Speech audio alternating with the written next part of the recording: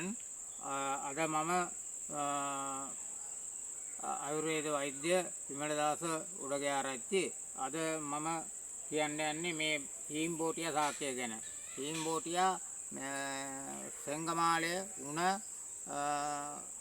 කැස්ස හැම දෙයකටම සෙමට හොඳම බේතක් තමයි මේකේ කැඳ බිව්වහම ඒවා ඔක්කොම අඩු වෙනවා. සෙංගමාලයට හුඟක්ම මේ අවශ්‍යම ඔසු වර්ගයක් තමයි මේක. මේ කැඳ. එතකොට මේ කොළ තුවාලයක් වුණාම සීරුණාම දෑ කැටි වලට එහෙම ඇඟිලි එහෙම කැපුණාම මේ පොඩ්ඩක් කැපුණාම මේ කොළ ටිකක් කහ කෑල්ලක් එක්ක හොඳට අඹරලා ඉරලා බැන්දාම ආයෙ මොකුත් නෑ හොඳ වෙනවා. ඒක තමයි අද මේ කියන්නේ මේ සෙංගමාලට හොඳයි. තවත් සෙම්ම මාරුවට හොඳයි. එපමණයි. ඉතින් මේක මේ කසායට අරව මේව නම් ගන්න අඩුයි.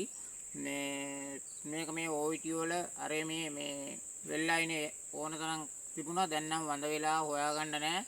මේ අද මේ කැඳකට මේ හොයාගෙන ආවා මේක හරි හොඳ කැඳක්. ඕගොල්ලොත් මේ හීම්බෝටියා කොළ කැඳ බොණ්ඩ කලවමට හරි තනිකර වුණත් බොණ්ඩ පුළුවන්. අදට මෙයින් නතර කරනවා. ඔබ සමට මේ වගේ ගමේ සීයා වීඩියෝ නාලිකාවෙන් මේ වගේ ඔසු පැල ගැන මම මින් ඉදිරියට කියන්න බලාපොරොත්තු වෙමින් ඔබ සමට තෙරුවන් සරණයි කියලා නවතිනවා.